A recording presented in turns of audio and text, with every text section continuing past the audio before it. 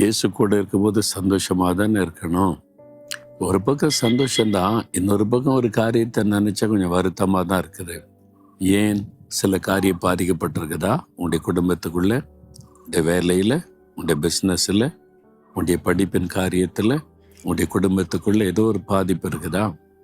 ஆண்டவர் என்ன வாக்கு கொடுக்கிறார் தெரியுமா? அப்போஸ்தலர் 15:17 பழுதாய் போனவைகளை நான் மறுபடியும் சீர்படுத்தி அதை செவ்வையாக நிறுத்துவேன். சில காரியம் பழுதா போயிட்டுல, அதை சீர்படுத்தி சரிப்படுத்துவேன்னு சொல்றாரு.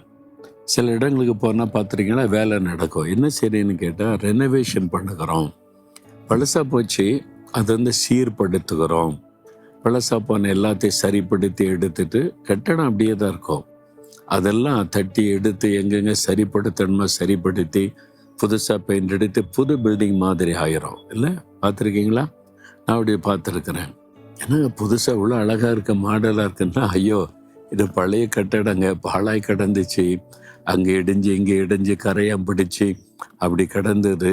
அப்புறம் எப்படி புதுசாச்சு? நாங்கள் எல்லாத்தையும் சரிப்படுத்தி புதுசாக பெயிண்ட் அடித்து சீர்படுத்தி இருக்கிறோம்.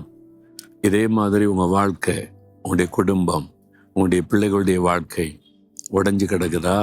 சீர் இல்லாமல் இருக்குதா? செதஞ்சு போச்சுதா? சீர்படுத்தணும், சரிப்படுத்தணும். உங்களுடைய ஊழியம், உங்களுடைய ஃபேமிலி லைஃப், உங்களுடைய பிஸ்னஸ்ஸு பாதிக்கப்பட்டு போச்சு, எங்கேயோ மிஸ்டேக் பண்ணிட்டேன், அது இப்போ செதஞ்சு போச்சு. ஆண்டவர் அதை சீர்படுத்தி ஸ்திரப்படுத்துவேன்னு சொல்கிறார். அவர் கையில் நீங்கள் ஒப்பு கொடுக்கணும், அவ்வளோதான். சரியான ஆட்கையில் கொடுத்தா அதை சீர்படுத்திடுவாங்க. அதனால இயேசு கிறிஸ்து தான் சரியானவர். உடைய உடைந்து போன சீர்கெட்டு போன வாழ்க்கையை சீர்படுத்தி அதை சரிப்படுத்த வல்லமையுள்ள ஒரு இயேசு. இந்த முழு உலகத்தை ஆண்டவர் உண்டாக்கி அழகாய் சிருஷ்டித்தார்ல, அது ஒழுங்கின்மதி வெறுமையாக இருந்தது. ஒழுங்கெல்லாம் போச்சு. சாத்தான் பல காரியத்தை செய்து ஒழுங்கினமாக மாற்றிட்டான். தேவன் அதை ஒழுங்காக மறுபடியும் சிருஷ்டித்து அழகாய் மனிதன் கையில் ஒப்பு கொடுத்தார்.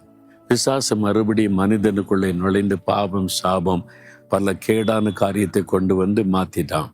இதை சரிப்படுத்த தான் தேவன் மனிதனாய் இயேசுவாக சிலுவையிலே மறித்து சாத்தானை ஜெயித்து அவர் கையில் யார் யார் தன்னுடைய வாழ்க்கையை ஒப்பு கொடுக்குறாங்களோ அவனுடைய வாழ்க்கையை சரிப்படுத்தி சீர்படுத்தி புதிதாக்கி ஆசீர்வதிக்கிறார்.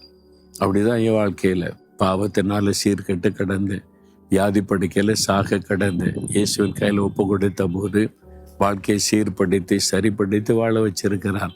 உங்களுக்கு செய்வார். அவர் கையில் கொடுக்குறீங்களா? ஆண்டவரே, இந்த வாழ்க்கை சீர்கெட்டு போச்சு, பாவத்தினால சாபத்தினால சில மீறுதல்னால அஜாக்கிரதையினால என்னுடைய மிஸ்டேக்குனால இதை சீர்படுத்தி தாங்க. நீங்கள் ஜெபிச்சிங்கன்னா அதையே சீர்படுத்தி புதிதாக்கி விடுவார். ஒப்பு கொடுக்குறீங்களா? தகப்பனே, இந்த மகன் இந்த மகள் எந்தெந்த பகுதியில் சீர்படுத்தணும் சரிப்படுத்தணும் விரும்பி ஒப்பு கொடுக்குறாங்களோ, நீ சிலுவையில் இவளுக்காய் மறித்ததை நினைத்தருளும். இயேசுவின் நாமத்தில் சீர்படுத்தி சரிப்படுத்தி நிலைநிறுத்தி மகிழ பண்ணும். இயேசுவின் நாமத்தில் ஜெபிக்கிறேன் பிதாவே, ஆமென்.